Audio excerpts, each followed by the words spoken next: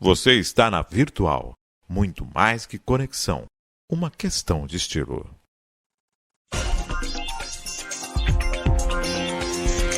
Virtual News.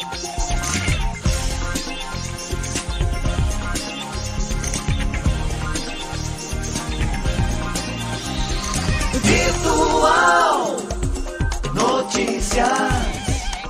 Traz a informação.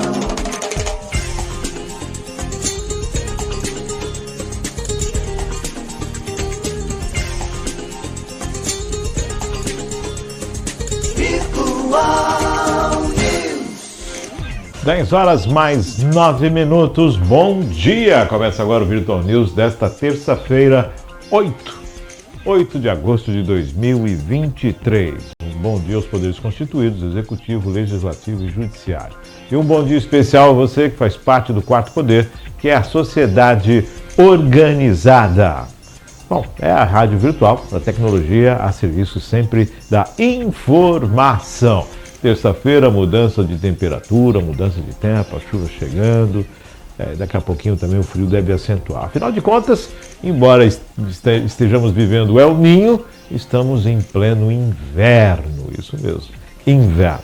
Terça-feira, participação Priscila Pitica Lima conosco aqui. Nos comentários de hoje, nas operações técnicas, Maria Clara. Bom dia, Priscila. Bom dia, Maria Clara.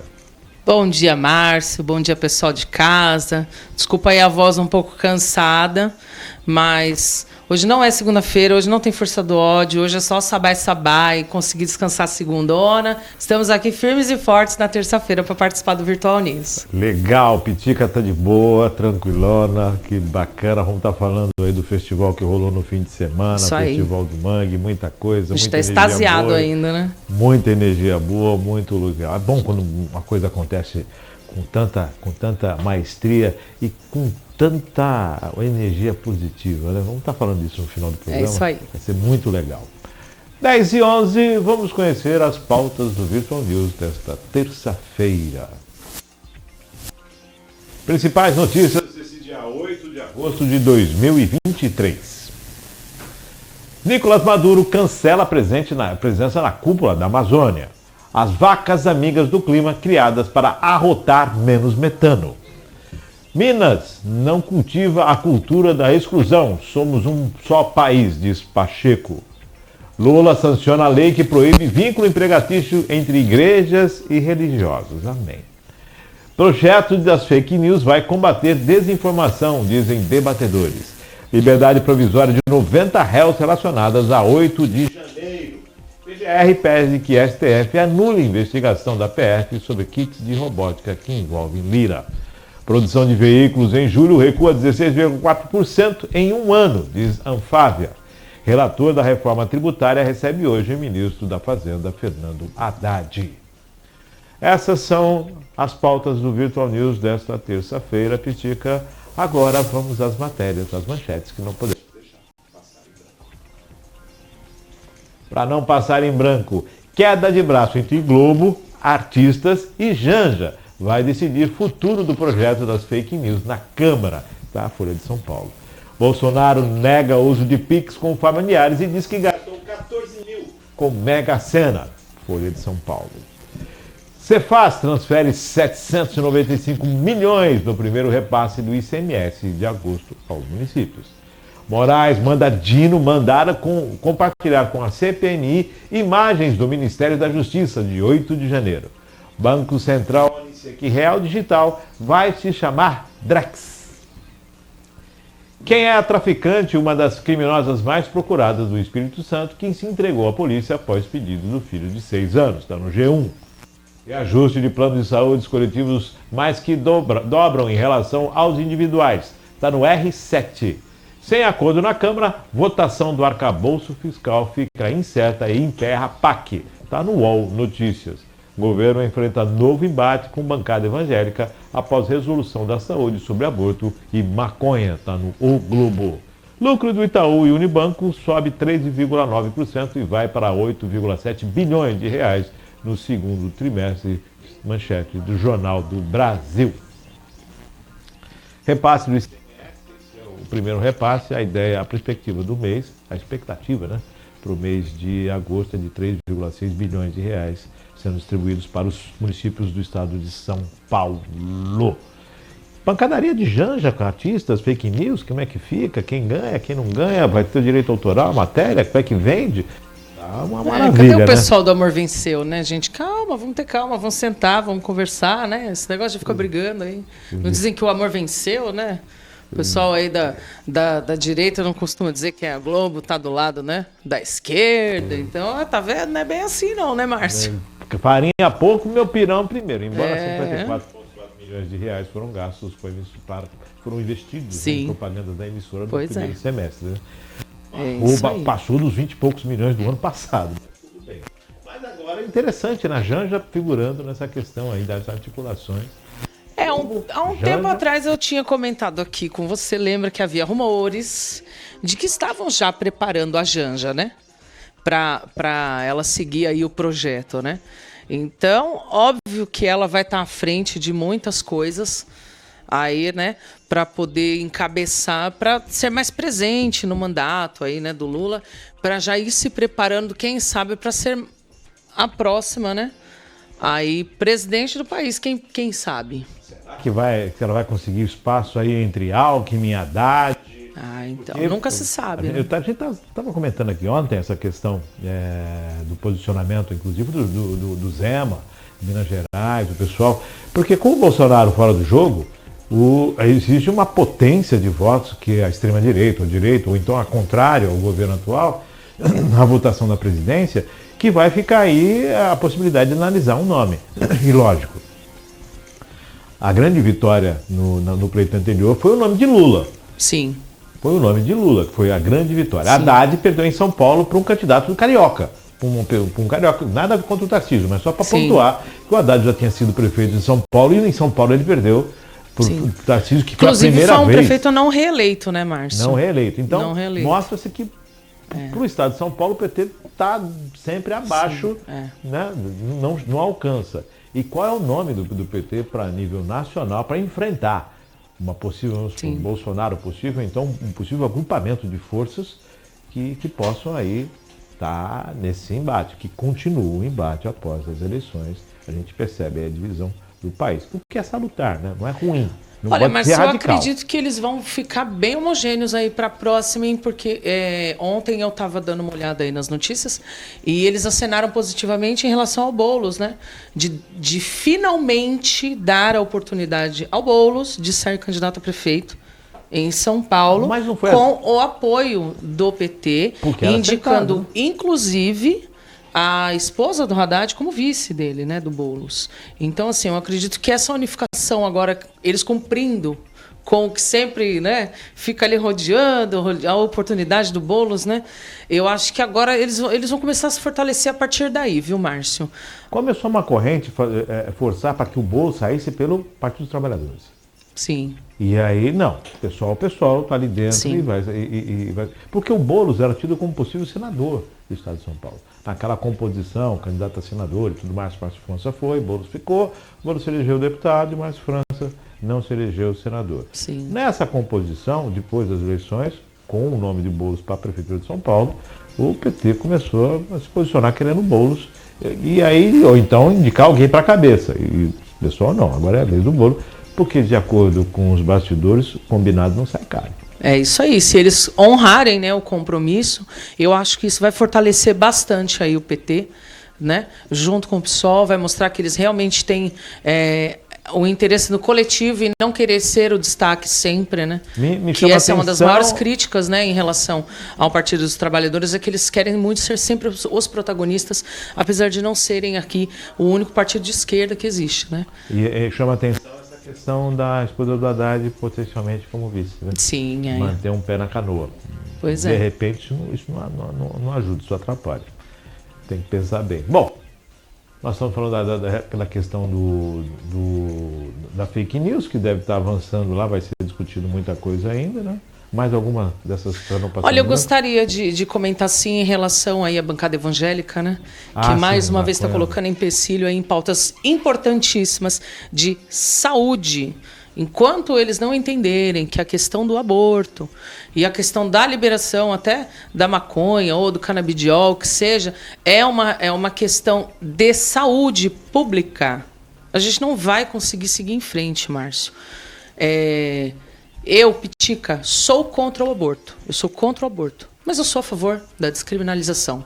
Por quê? Porque uma mulher rica, ela vai para uma clínica. Só quem morre de aborto no país é a mulher pobre, que não tem acesso às clínicas de rico, né? Que custam aí uma fortuna, então elas são obrigadas a fazer, a usar métodos aí não seguros e saem presas de pronto-socorro, como o mês passado aconteceu. Uma moça saiu presa, ela ficou presa, algemada na maca, quando o médico identificou lá, né, que ela estava sofrendo um aborto, chamou a polícia e ela foi presa ali em flagrante. Então, assim, é uma pauta que é indigesta, mas a gente tem que discutir, Márcio. É saúde pública. Me preocupa muito, Pitica, porque eu tenho notado que o país ele discute sempre até um certo ponto, ele não aprofunda as coisas. Sim. Então se discute a descriminalização do uso da maconha, de drogas, mas não se observa quais são os reflexos disso, nem tampouco existe uma formatação para uma composição positiva de ações para que isso não se torne um caos. Sim. É a mesma coisa referente à educação e a mesma coisa referente a essa questão do aborto. Se discute a descriminalização, mas tem que se discutir também toda a estrutura que vai estar à disposição. Como é que vai funcionar? Você disse bem, quem tem dinheiro vai numa clínica, quem não tem vai no açougue. Pois é. E ou aí, até faz em casa, que é perigoso não, nada isso, contra os açougueiros. e morre ainda, sabe? Aquelas situações de fundo de quintal que trazem mesmo. uma situação. Então, tudo isso tem que ter uma preocupação. E, acima de tudo, gente, gravidez indesejada em pleno 2023 Sim. é um absurdo. Quer dizer, isso passa por conscientização, Sim. passa por tomar os cuidados devidos, passa por toda uma condição para que não chegue Sim. nessa questão do aborto. Então, Márcio, e o grande problema disso é que a gente não está falando só da mulher não se prevenir, tá? Porque sempre estoura pro lado da mulher. A mulher não tomou a pílula, a mulher não usou camisinha, mas e o homem, né? Então, assim, e tem uma questão também muito grave, que no ano passado uma juíza impediu uma menina de 12 anos de fazer um aborto que foi oriundo de um abuso. Sim, tem essa questão também. E da por quê? né? Porque é proibido o aborto. É necessário discussão. Além de expor a criança, né? Porque a nossa excelentíssima ministra, Damares, foi fazer um protesto na porta do hospital. Eu não sei se vocês lembram disso, com aquela bancada horrorosa dela, né? Que dizia que era dos direitos humanos, mas estavam lá para chincalhar a família da menina, os médicos, né? Ele teve confusão dentro do hospital, ele tentando bater nos médicos, inclusive. Então, assim, essa questão do aborto, ela não engloba só a mulher irresponsável que engravidou porque quis, porque não se preveniu. Não, gente, isso engloba tudo. Tem situações de abuso. Até hoje, é muito difícil para uma mulher que sofreu uma violência física, que foi vítima de um estupro, fazer um aborto consentido pela lei. Entendeu? Então, a gente tem que parar de ficar só nessa questão religiosa. A questão do aborto, ela não é religiosa, ô Márcio. Até porque a fé ela é de cada um e cada um que pague sua dívida com Deus ou com o diabo que seja. Entendeu? Então, assim, é um problema de saúde pública, não é de religião. As pessoas têm que parar de misturar isso. A política ela tem que parar de ser misturada com religião, tá, gente? A fé, cada um exerce a sua. A política ela é para todos, entendeu? E é por isso que é muito difícil discutir esse tipo de assunto. É uma questão de saúde pública, é uma questão de educação, é uma questão de composição social. Sim. São vários integrantes nessa discussão. Então, para se avançar nisso, tem que se realmente se debruçar e debater sobre o assunto. Não adianta eu começo a debater, o outro para, o outro... Não, eu sou contrário ao aborto, eu sou contra. Mas a gente entende que eu sou contra o aborto relacionado a mim. Óbvio. Ao outro, cabe ao outro, mas a defesa da vida, concordo também. Tem toda uma questão envolvida nisso e é preciso debater e conhecer a fundo isso. Não é você não vai conseguir resolver isso em apenas 2, 3, 4 reuniões. Mas tem que ser reuniões sérias. E outra, Márcio, não vai ser um pastor que vai chegar com uma solução mágica para resolver um problema de saúde pública, até porque ele é pastor, ele não é médico. É uma questão... Entendeu? Nós estamos em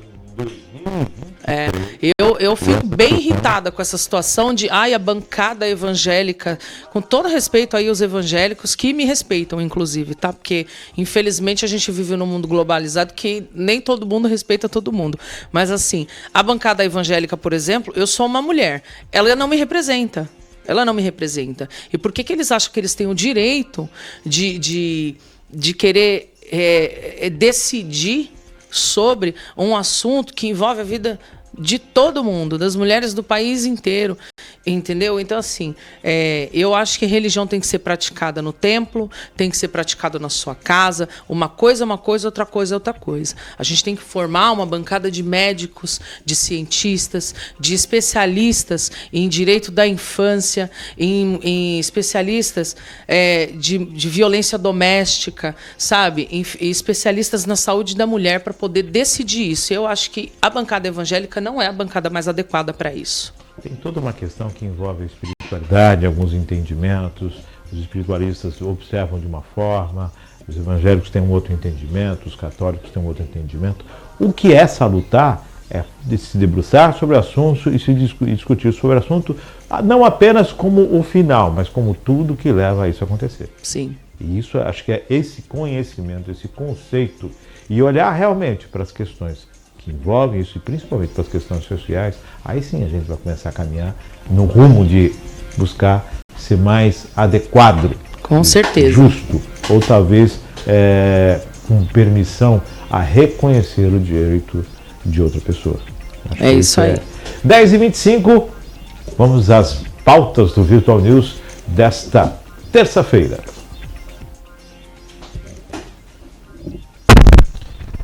Nicolás Maduro cancela presença na cúpula da Amazônia. O presidente da Venezuela, Nicolás Maduro, desmarcou a ida a Belém, onde participaria da cúpula da Amazônia, encontro de chefes de estados organizado com o objetivo de discutir políticas públicas sustentáveis para a Amazônia.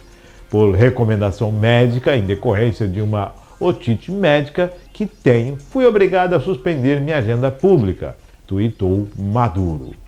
A expectativa é que o país vizinho seja representado pela vice-presidente Delcy Rodrigues e pelo ministro das Relações Exteriores, Yan Gil, que já se encontram em solo brasileiro. A cúpula reúne os países signatários da Organização do Tratado de Cooperação da Amazônia, a OTCA, entidade intergovernamental formada por 8 países amazônicos. O grupo foi instituído a partir da assinatura do Tratado de Cooperação Amazônica em 1978. Com o cancelamento da viagem de Maduro, 3 países optaram por enviar representantes, em vez de chefes de Estado. Por questões internas, Suriname e Equador já haviam feito o mesmo. Além do presidente Luiz Inácio Lula da Silva, participarão da cúpula da Amazônia os presidentes da Bolívia, Luiz Arce, da Colômbia, Gustavo Petro, da Guiana, Mohamed Irfan Ali, e do Peru, Dina Boluarte. Maduro não estará em território brasileiro. Eu nem sei se meu portunhol castelhano está correto. O Maduro está esperto. Particularmente, eu acho que não vai fazer muita falta, não, né? Eu não sei se o pessoal do Brasil gosta muito do Maduro, não, né? Mas é aquilo, né? Que melhore, né? Bom.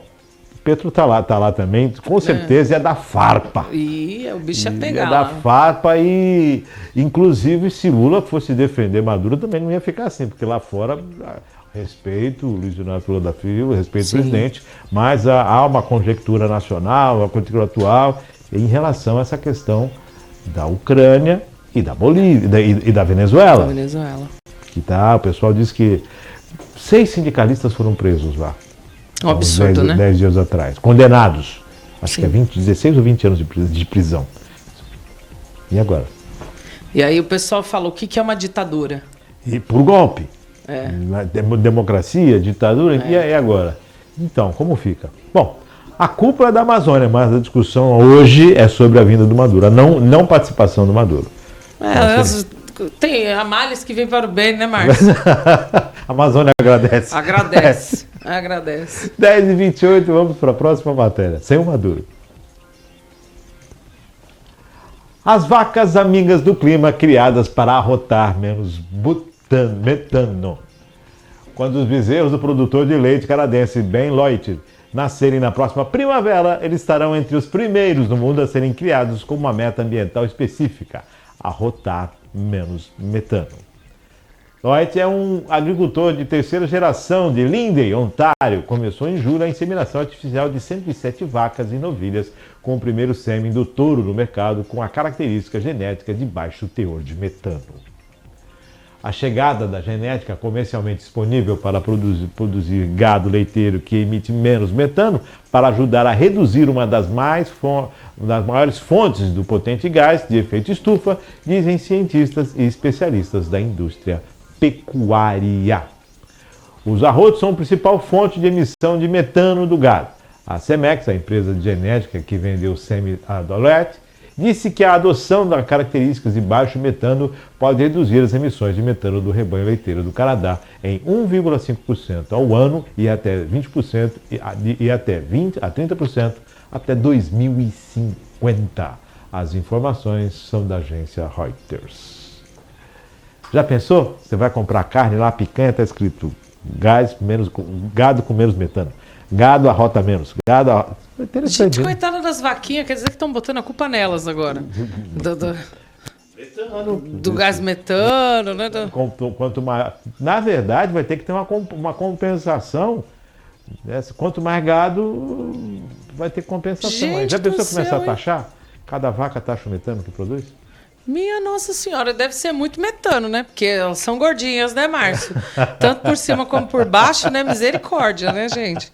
Agora botar a culpa nas vaquinhas. Então tá aí. A pecuária está enfrentando essa situação e vem aí agora com a genética para que no arroto das vaquinhas tenha-se menos metano. Aí você para pensar, quem foi que descobriu isso, hein, gente? Qual que foi o intuito da pessoa que estava pesquisando o quê? Falou, a vaca está rotando metano aí, está prejudicando a camada de ozônio. Pera aí que a gente tem que ver isso aí, hein? Mas esse estudo referente à composição, né, dessa destruição, dessa produção de metano, ele vem em cima dos grandes rebanhos, tudo isso foi analisado realmente, comprovado de que as vaquinhas, o boizinho, aquele bifinho que você come, ele arrotou metano, ele produziu metano. Meu Deus do céu. Já pensou? Você vai comprar carne com menos metano. Menos metano, olha. Já viram? Vaquinha ecológica. Vaquinha ecológica. 10h31, vamos para a próxima matéria. Interessante essa do metano. Vamos lá. Minas não cultiva a cultura da exclusão. Somos um só país, diz Pacheco. As recentes declarações do governador de Minas Gerais, Romeu Zema, do Novo, sobre o consórcio criado por governadores do Sul e do Sudeste para se opor aos estados das outras regiões em temas como reforma tributária, repercutiram entre os senadores.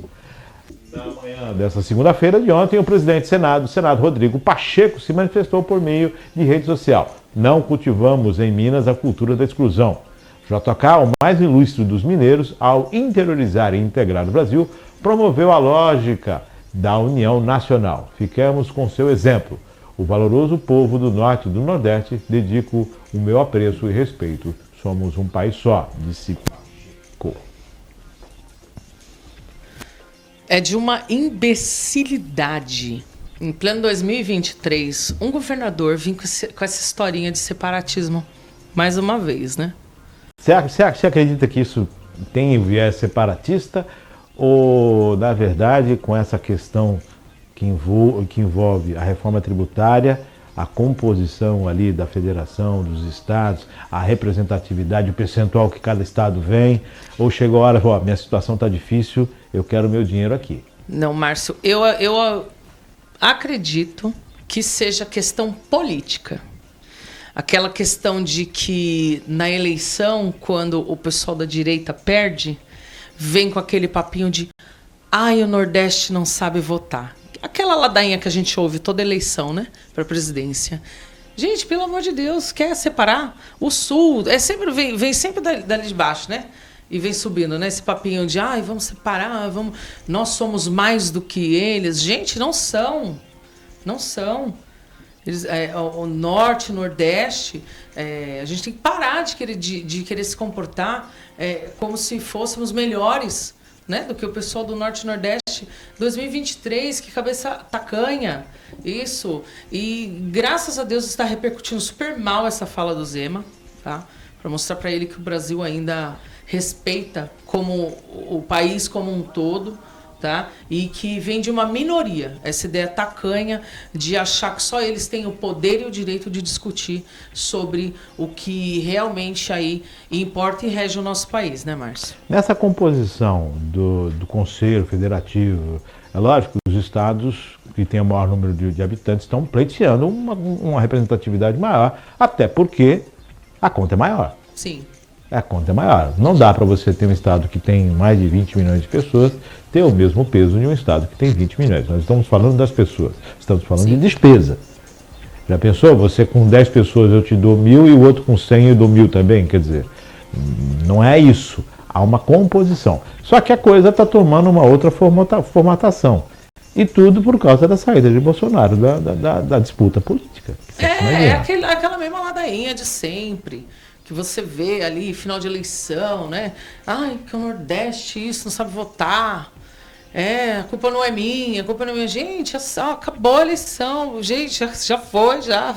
Por outro lado, Pitica, tem essa composição da política café com leite. O pessoal está com receio disso tomar peso e ganhar força. Sim. Então tem toda uma composição que acredito que não seja o separatismo em si, porque a gente não vai voltar lá em 1932, vamos voltar àquela situação toda. Mas há de se observar aí essa guerra de narrativas, vamos colocar assim, nessa questão. Eu penso que realmente separatismo jamais. O Brasil é o Brasil como um todo.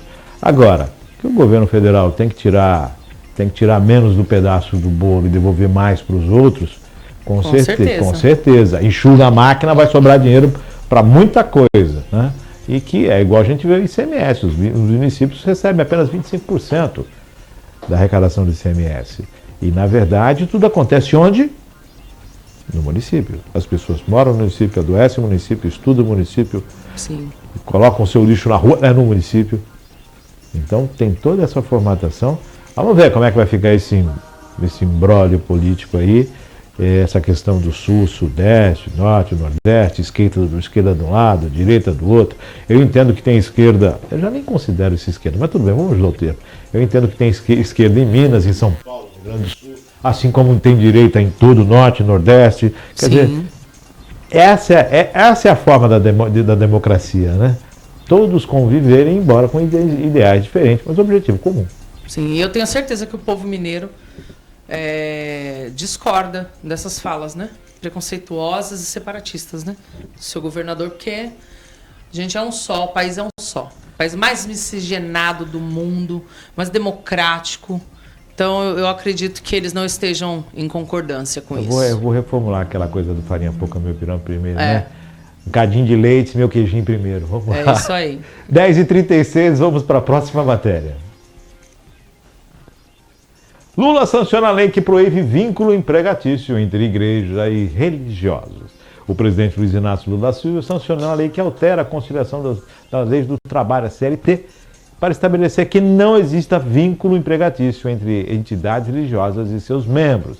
A Lei 14.647 foi publicada na edição do Diário Oficial da União ontem, dia 7. As mudanças na CLT foram propostas em projeto de lei PL 1096 de 2019, aprovada pelo Senado em 17 de julho, mas com emendas da relatora senadora Zenaide Maia.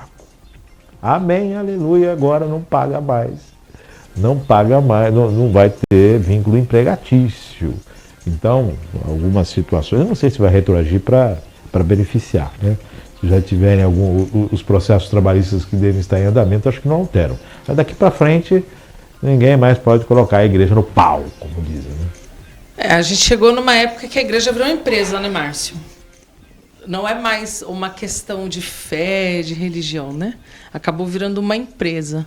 Óbvio que a gente sabe que para você ter uma instituição de qualquer tipo que seja, você precisa sim de ter pessoas cuidando, fazendo alguns tipos de trabalho ali. Mas tem ultrapassado, né?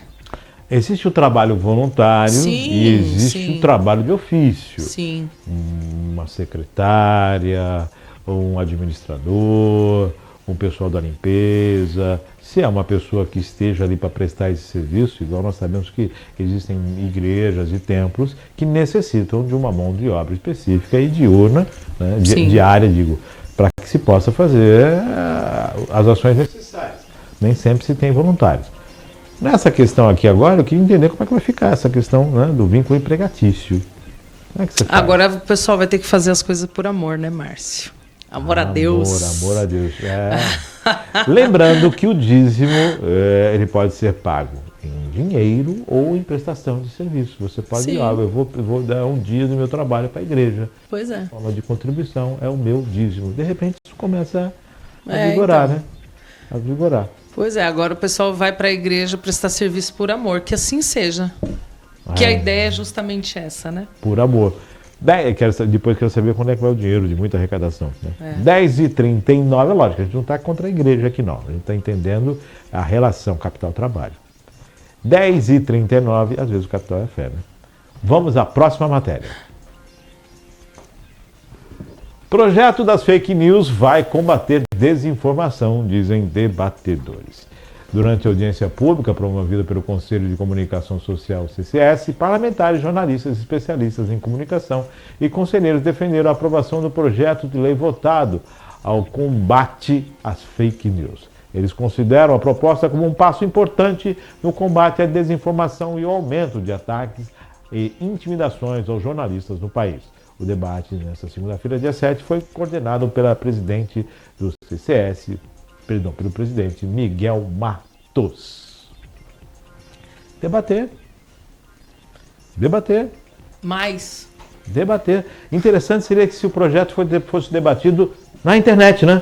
Abre para a internet, não é fake news, abre para a internet. Onde acontece? Não é na internet? Não é na internet? Ou temos fake news também nos veículos tradicionais de comunicação? Hoje em dia está difícil você acompanhar a rede social, acompanhar tudo, né? Mais uma vez a gente vai entrar, né, naquela questão de A ou B, esquerda e direita, cada um interpreta de uma forma, não é? E a direita interpreta aí o projeto das fake news como cessão de direitos, né? Como é que eu vou dizer agora? Como que querem calar eles, porque só eles serão prejudicados com o projeto das fake news, com a lei das fake news.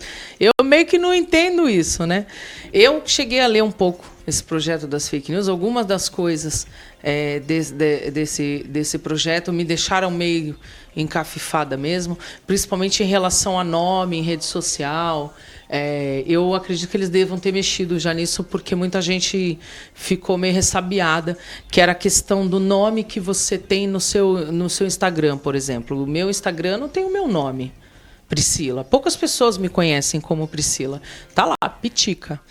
E no comecinho do projeto, apenas humoristas poderiam usar, né, esse nome profissional, isso, um nome fantasia, né? E eu fiquei pensativo, falei, gente, mas que absurdo. Esse é o meu nome profissional, vamos dizer assim, desde que eu comecei a trabalhar com comunicação. As pessoas me conhecem como Pitica. Eu vou ter que mudar, porque eu não sou humorista. Tava bem confuso. Começa a contar uma piadinha ou outra. Então, eu sou engraçadinha, gente. Sou uma pessoa engraçadinha. Deixa meu Instagram lá quietinho. Então, assim, teve umas pautas bem confusas aí em relação a esse projeto das fake news, que chegou... Tem umas partes ali que a gente pode até falar que é meio que censura mesmo, sabe? A questão de você não poder falar, por exemplo, de políticos na internet. Gente, eu estou exercendo o meu direito de me manifestar como contribuinte, como povo, como pessoa, sabe? Como morador, como munícipe, como pessoa que mora no estado, como pessoa que mora no Brasil. Quer dizer que se eu for reclamar, por exemplo, do meu prefeito, do meu governador, do meu presidente, na minha rede social, cara, eu posso ser processada por fake news. Eu entendo assim, você não pode ofender a pessoa, ninguém, a honra não é só político, da pessoa. Não, é ninguém. Não é só político, não, é ninguém. É que juiz de futebol, político, o pessoal manda bala, né? Coitada da mãe desse da povo, mãe, né? Mas ninguém, você não concorda com ninguém. Só que essa questão também, Piti, que está passando pela geração de conteúdo. Sim. O Canadá determinou, né, que o Google pagasse pelos conteúdos jornalísticos que, quando o pessoal vai dar busca no Google, aparece. E o Google não aceitou isso, não pagou e tirou da busca essas informações relacionadas no Canadá. Houve um impacto grande relacionado a isso. Porque quer queira ou quer não queira, o Google virou o Dr. Google, o engenheiro Google. É o dono da internet, Google, né? É a internet, não o Google. É o dono da internet. Não o Google. Então isso impacta porque vão pagar pelos conteúdos. Sim. A gente entende isso também, que tem essa situação. E que há um grupo muito forte dentro dessa questão do jornalismo, da produção de conteúdo, que quer a cobrança disso, porque vê grana nisso aí. Né? Você vai buscar lá alguma coisa, você tem que pagar a respeito. Essa é uma outra questão dentro das fake news. Sim. Essa questão de geração de conteúdo. Como é que vai ficar isso? Mas a grande questão aí envolve também o controle, né? Afinal de contas, a internet é o grande veículo de comunicação. Sim. Aí eu pergunto, e as fake news nos veículos tradicionais? Uma coisa é eu chegar aqui e falar: no último domingo, Priscila Pitica esteve à frente do palco do Mangue. Outra coisa é falar: no fim de semana, a Priscila esteve no controle do Festival do Mangue. Olha só, não é diferente? Sim, com certeza. Com certeza. Então, mas aí se você vai tentar regular a mídia tradicional, né, é censura, né?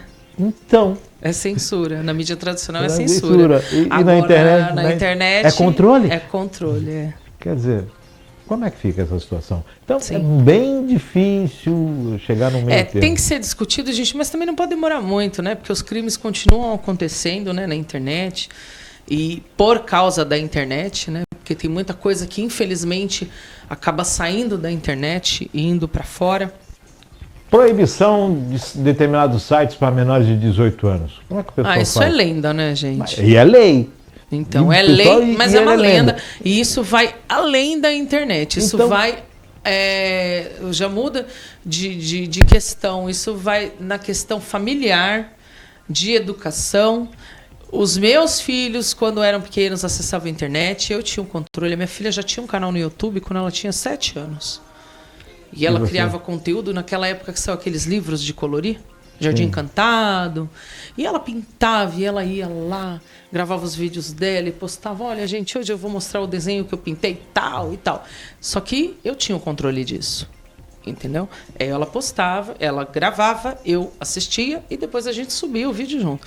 Então, essa questão de controle, de dar, isso já é uma questão familiar. É o pai e a mãe que, infelizmente, hoje com a nossa sociedade corrida, né, com todo mundo tem que trabalhar, tem que estudar, tem que se virar, a gente acaba meio que deixando um pouquinho de lado, aí fica na escola e tal.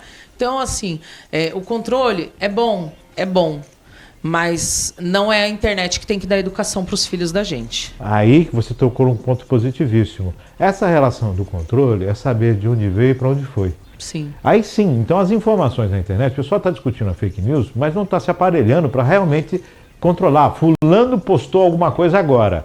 Você já tem um controle, não é a proibição, é o controle. Se você postou algo que na verdade vai de encontro com tudo aquilo que não é bem-vindo, opa, você vai responder por isso. As responsabilidades do que você posta têm que ser cobradas. E tem que ter uma origem. Aí tem a questão de toda essa, dos algoritmos e tudo isso que precisa ser esclarecido para a população. Olha, eu procurei guarda-chuva aqui no Google e está aparecendo para mim guarda-chuva na rede social.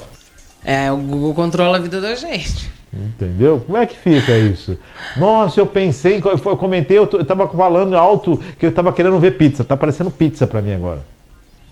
E é incrível como isso acontece de verdade, né, Marcos? Então, tudo isso tem que ser discutido, isso aí. Então, não é... Acho que na hora que a gente coloca a digitalzinha aqui no celular para quando desbloquear, você- eles já estão puxando ali, ó. Você pelas abre nossas aplicativo, energias. você autoriza a captação de áudio, de vídeo, É isso mesmo. funcionando. 10h48, vamos para a próxima matéria. Liberdade provisória para 90 réus relacionados a 8 de janeiro. O ministro Alexandre de Moraes, do Supremo Tribunal Federal, concedeu ontem liberdade provisória com a substituição da prisão preventiva por medidas cautelares para 90 réus pelos atos golpistas de 8 de janeiro, 37 mulheres e 53 homens. Segundo informações da assessoria de imprensa do STF, na decisão de Moraes, considerou que o cenário que possibilitou a prisão preventiva dessas pessoas mudou com o encerramento da fase de instrução processual dos 228 réus presos. Foram ouvidas 719 testemunhas de acusação, 386 testemunhas de defesa e há realizados todos os interrogatórios, evidenciando que não mais se justifica a prisão cautelar, seja para a garantia da ordem pública, seja para a conveniência da instrução criminal, diz o STF. Na avaliação do ministro, não estava mais presente a possibilidade atual de reiteração do crime e passou a ser inexistente o risco de interferência na produção. Bacana isso. Bacana ouvir esses números de realizações, de oitivas, né, depoimentos. Bacana ver a justiça sendo célere, só que não, né? Só que existem aí, inclusive a ministra, a presidente Rosa Weber, já instituiu aí toda uma mobilização para ver se desemperram os processos que estão parados, inclusive de pessoas que já deveriam estar em liberdade e não estão. Então, por um lado, o 8 de janeiro mostra uma celeridade da questão da justiça, por outro lado, ele mostra que quando realmente se tem vontade, a coisa funciona. É isso. Essa interpretação.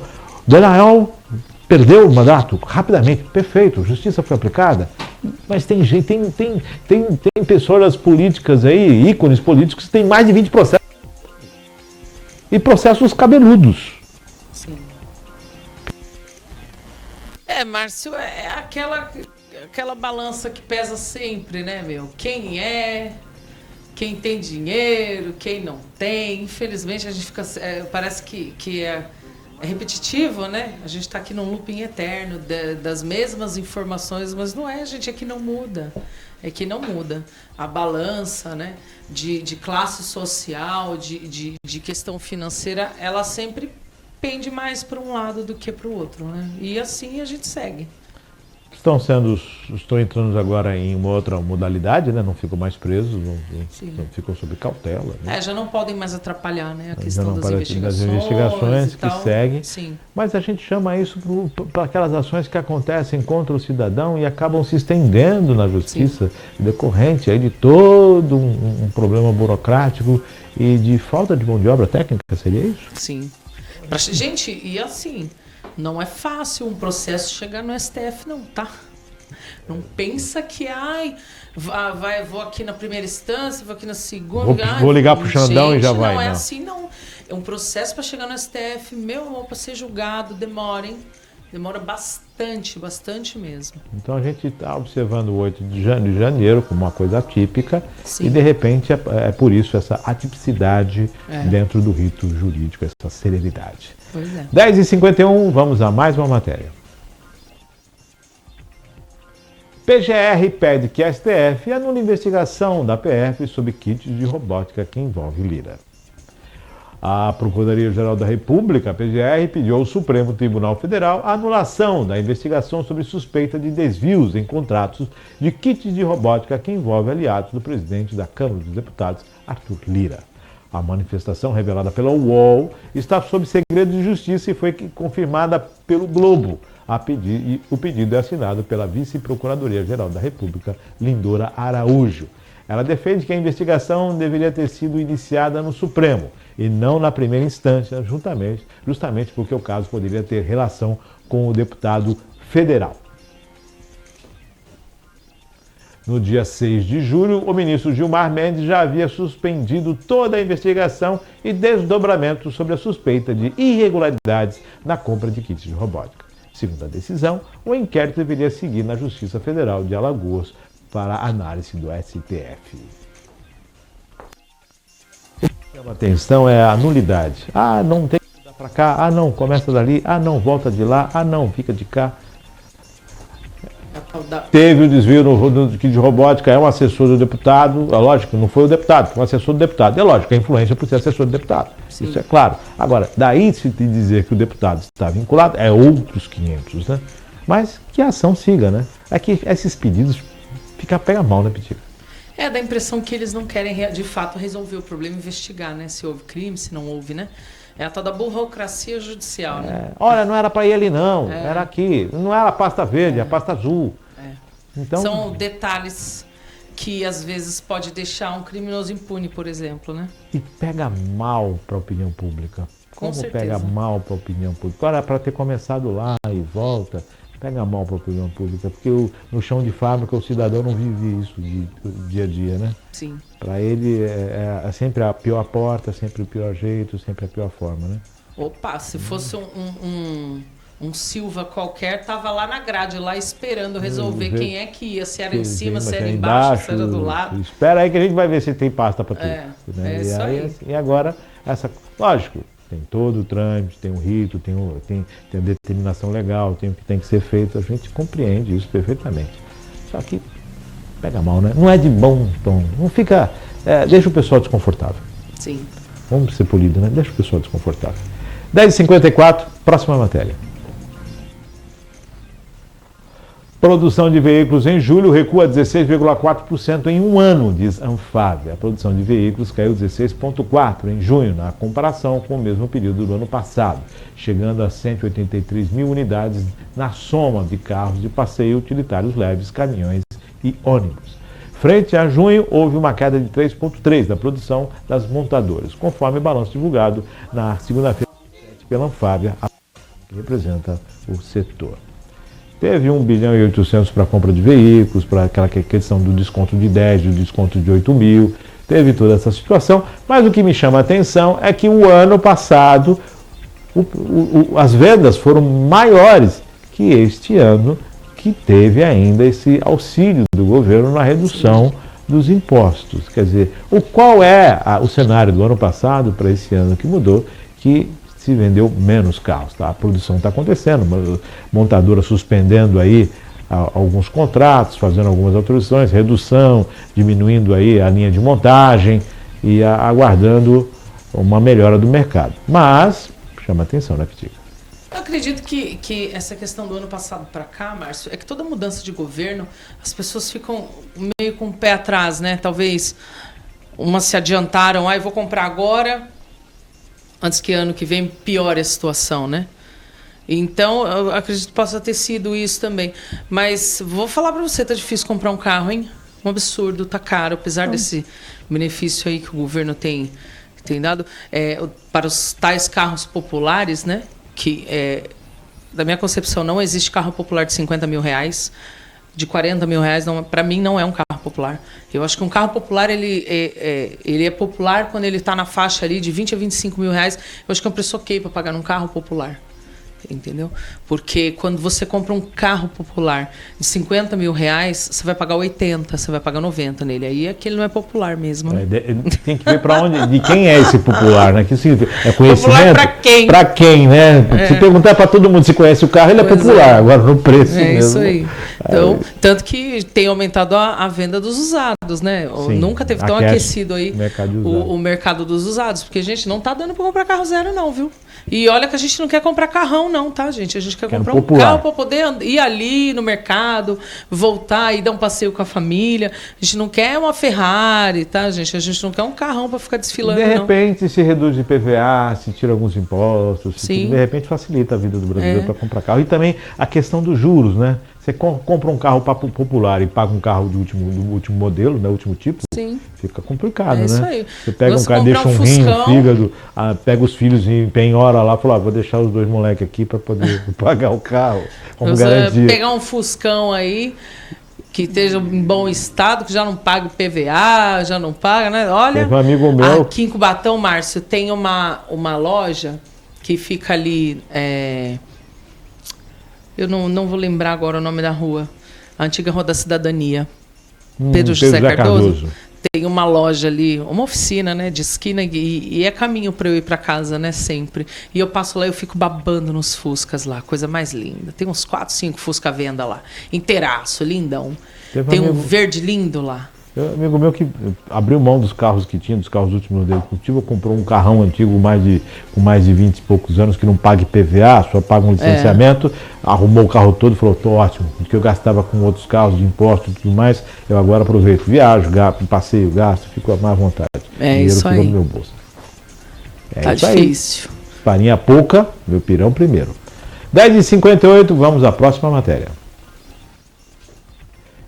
Relator da reforma tributária recebe hoje o ministro da Fazenda, Fernando Haddad. O relator da reforma tributária no Senado, o senador Eduardo Braga, informou que deve receber nesta terça-feira, dia 8, o ministro da Fazenda, Fernando Haddad, em estudo da pasta sobre os impactos das alíquotas e das excepcionalidades vindo do projeto da reforma aprovada pela Câmara dos Deputados.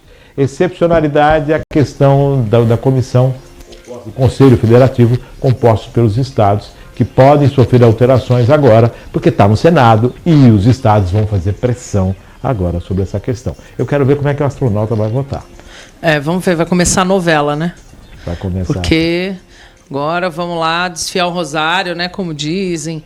E vai começar a discussão, vai começar debate. Vamos ver, né, o que vai sobrar pra gente aqui em Cubatão, né, Márcio? Lembra?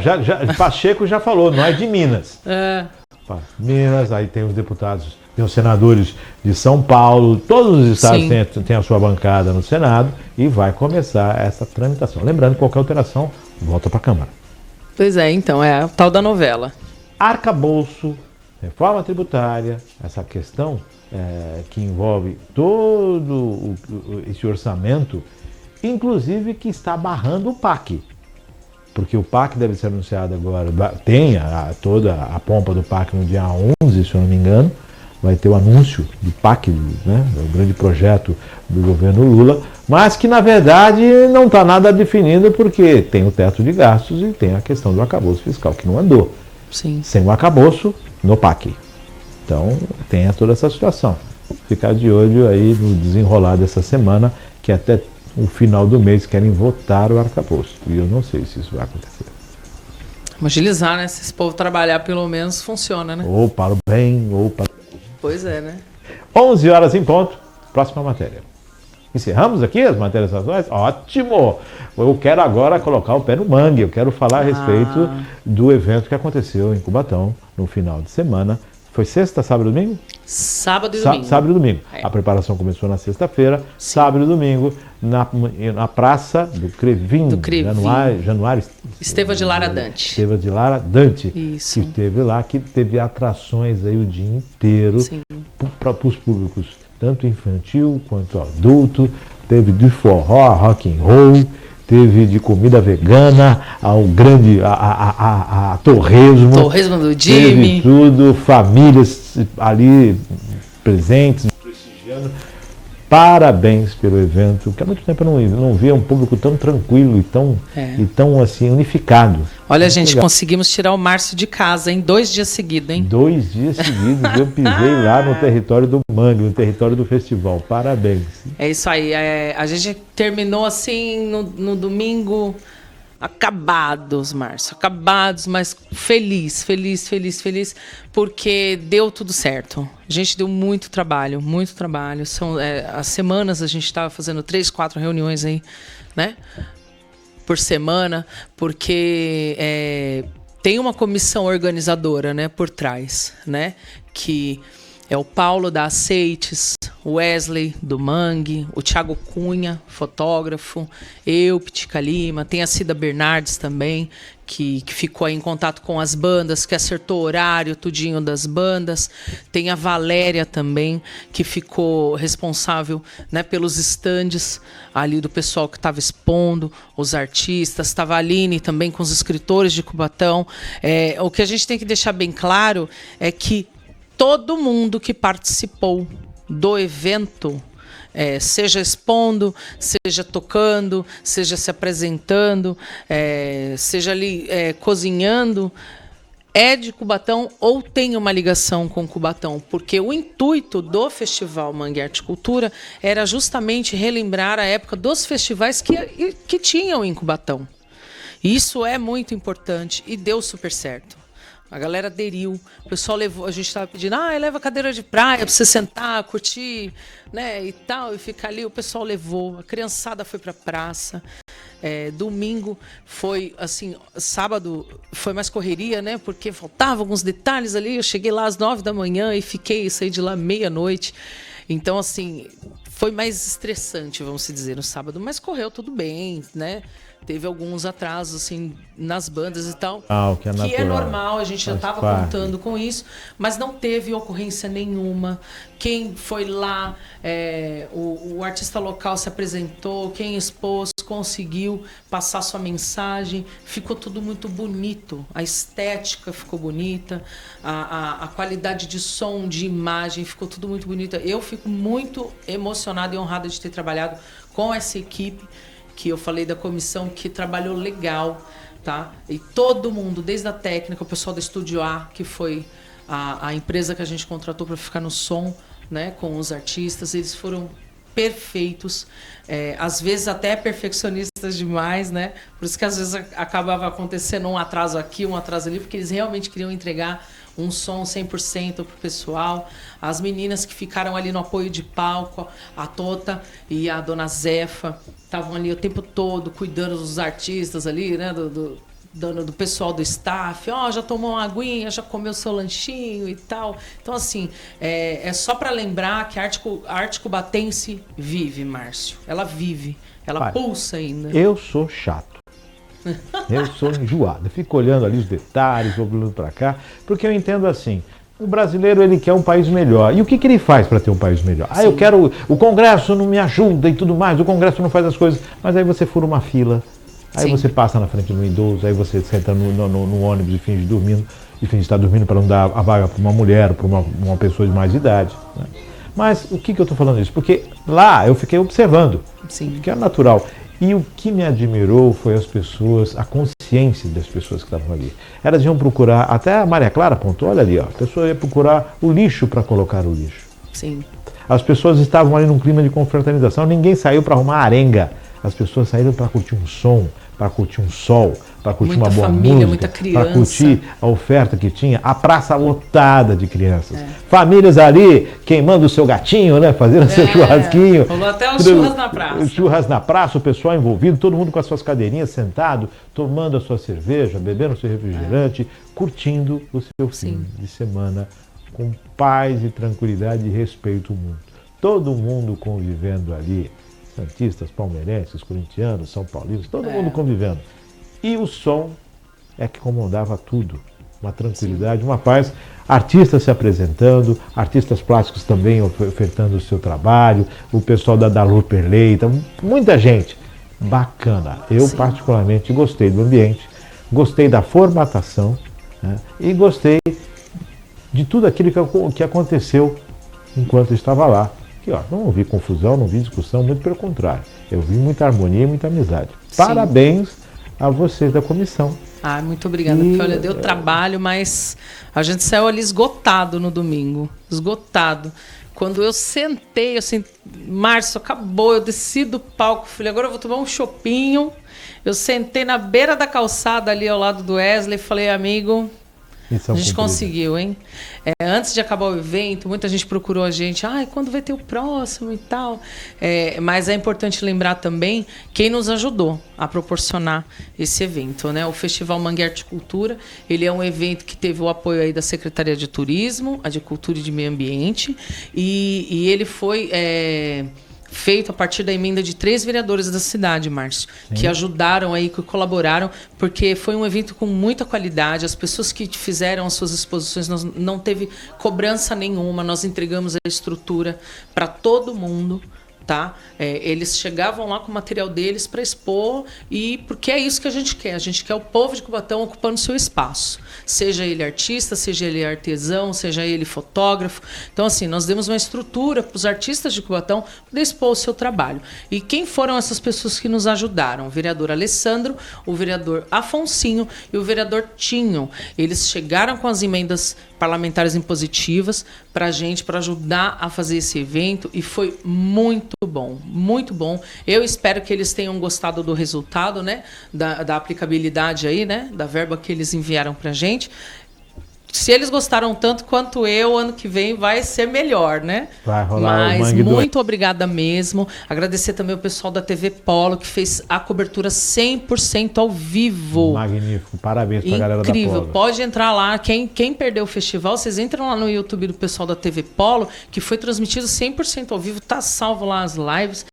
Foram grandes parcerias, né? O pessoal da gastronomia também. Teve doce vegano. Ai, olha, tava sensacional. Sensacional. Eu curti muito os pastéis, curti os... Sério? Você foi lá na Veganesha? Fui da Vanessa. Algumas coisas. Pessoal, os carnívoros, tinha pra todo mundo ali. Sim. Os veganos, gente, vegetarianos e tinha carnívoros. uma tenda do Itutinga Pilões. Você chegou aí Sim, com a exposição onça, dos animais? Né? A onça parda a ali onça. e tudo mais. Gente, olha, incrível, incrível. Os animais expostos ali, que são animais que são resgatados, né? Mortos já, claro, que foram atropelados ou que, né, foram encontrados. Eles fizeram aquele trabalho, né? Né? Isso, para expor no Parque Itutinga Pilões. Gente, olha, foi assim... um dos melhores eventos que eu já tive o prazer de participar, se não o melhor, porque foi super bem organizado. Todo mundo trabalhou muito bem. São Pedro, valeu. Nem um pingo de chuva, nem um vento, graças nada. A Deus, São Pedro deu uma força legal. Um pouquinho de medo, né? Mas deu tudo certo. Deu tudo certo. Parabéns, Pitica. Obrigada, de você. Márcio. Parabéns para toda a comissão. Muito obrigada. Eu fiquei muito satisfeito em ver o empenho de vocês fazendo um trabalho como aquele, um festival como aquele, a cara da cidade. Vi muitos amigos, pessoas que há muitos anos eu não via, pessoas que acredito que, como eu, dificilmente saíram de casa, mas estavam ali e prestigiando. É isso legal. aí. A arte cubatense vive e a gente tem que botar a arte cubatense na rua para o povo ver. Quantas bandas, quantos artistas se apresentaram aí? Foram 16 atrações, 14 bandas e 2 teatros. Eu preciso destacar aqui também o trabalho do Murilo, né? O nosso querido Lixolino, que abriu aí o domingo com a criançada na praça, um trabalho espetacular dele, de conscientização da reciclagem, da limpeza dos manguezais. Gente, olha, a criançada ficou maluca com ele, maluca. E tem que estar mesmo engajando a criançada aí na sustentabilidade.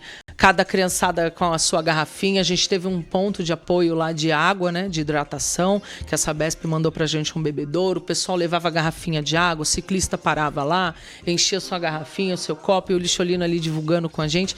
Foi incrível o trabalho dele, impecável. Então, assim, deu tudo certo, graças a Deus. Parabéns, Pitica. Novamente, Obrigada. Parabéns às organizações, a quem apoiou, a todos os colaboradores, as bandas que aqui tiveram, prestigiaram, ao público principalmente que esteve lá e acreditou no projeto e lotou a praça. Gente, lembrando que tá lá, @Festival Mangue. Tá? Você vai encontrar fotos, vídeos, mas tenham calma, gente. Tem muito material ainda para a gente publicar. Foi feito muita foto, muito vídeo.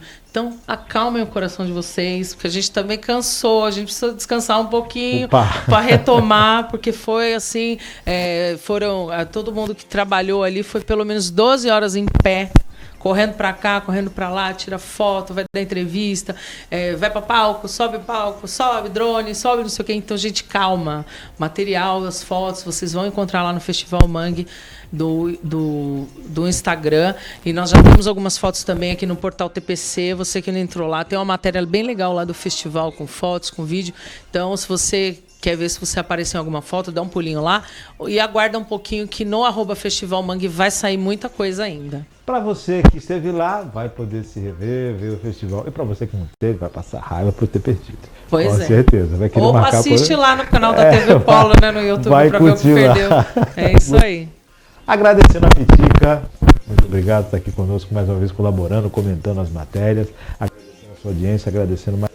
Pitica. Obrigada mais uma vez, Márcio, pelo convite. Eu venho muito feliz para cá. Apesar de hoje a voz não estar 100%, porque a gente ainda está se recuperando do final de semana, mas ó, mais uma vez estamos aqui firmes e fortes. 11 horas e 12 minutos, chegando ao finalzinho do Virtual News. Desejando você uma excelente terça-feira. Daqui a pouquinho os drops, os cortes do News à disposição nas redes sociais. Lembrando que a transmissão do Virtual News voltou apenas para ser na nossa página, no nosso site. Mas todo o conteúdo fica à disposição no Facebook, no nosso canal do YouTube e também, claro, no site da Virtual. Agradecendo sempre a sua audiência. Excelente final de tarde, fim de tarde. Fique com Deus. E até amanhã, a partir das 9h30 da manhã, com mais um Virtual News, se Deus quiser. Virtual News.